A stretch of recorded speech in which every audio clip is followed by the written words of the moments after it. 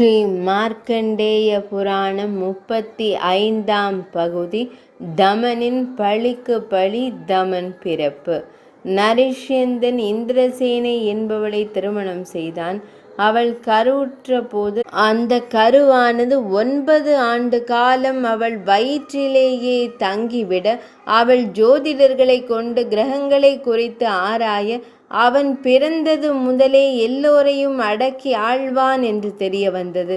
சிறிது காலத்தில் குழந்தை பிறந்தது. அதற்கு தமன் என்று பெயரிட்டனர். அவன் வளர்ந்து தக்க வயதில் விருஷபர்வாவிடமிருந்து வில் வித்தைகளையும், சக்தியிடமிருந்து அனைத்து வேதங்களையும், ரிஷ்டிசேனனிடமிருந்து யோக கலைகளையும் கற்றான். சாருவர்மன். தசார்ணவ நாட்டு மன்னன் சாருவர்மன் தன் மகள் சுமனையை தமனுக்கு திருமணம் செய்ய விரும்பினாலும் ராஜ தர்மப்படி சுயம்பரத்திற்கு ஏற்பாடு செய்தான். சுமனை கடத்தப்படல்.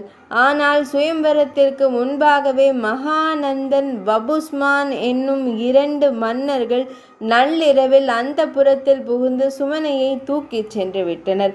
அப்போது தமன் தன்னை வரித்த அவளை கள்ளத்தனமாய் தூக்கிச் சென்ற இருவரையும் எதிர்த்து போர் புரிய தயாரானான். அப்போரில் தமன் மகாநந்தனை கொன்று வபுஸ்மானை மூர்ச்சையாகும்படி அழித்து வீழ்த்தி கொல்லாமல் விட்டுவிட்டான். திருமணம்.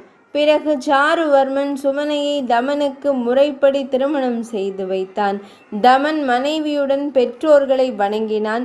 நரிஷ்யந்தன் தன் மகனுக்கு பட்டம் கட்டிவிட்டு மனைவியுடன் தவம் செய்ய கானகம் சென்றான். காட்டில் தவம் செய்து கொண்டிருந்த நரிஷ்யந்தன் ஒரு நாள் மூர்ச்சித்து வீழ்ந்ததால் கொல்லாமல் விடப்பட்ட வபுஸ்மான் கண்டு அதர்மமாக அவரை கொன்றுவிட்டான். இந்திரசேனை நியாயங்கள் கூறி தடுத்தும் அவன் கேட்கவில்லை. இந்த நிகழ்ச்சியை அறிந்த வேடர்கள் மற்றும் சிலர் அங்கு வந்து கூடினர். அவர்களிடம் இந்திரசேனை தனித்திருந்த தவம் செய்து வந்த தந்தையை கொன்ற பாதகனை கொன்று பழிவாங்க வேண்டியது அரசன் கடமை என்று தமனிடம் கூறுமாறு அனுப்பினாள். பழிக்கு பழி. இஃதறிந்த தமன் தந்தையை கொன்றவனின் இரத்தத்தால் அவருக்கு தர்ப்பணம் செய்வதாகவும் அவன் மாமிசத்தை பிண்டமாக அளிப்பதாகவும் சூளுரை கூறி படைகளுடன் வபுஸ்மானுடன் போர் செய்தான். பல தினங்கள் போர் நிகழ்ந்தது.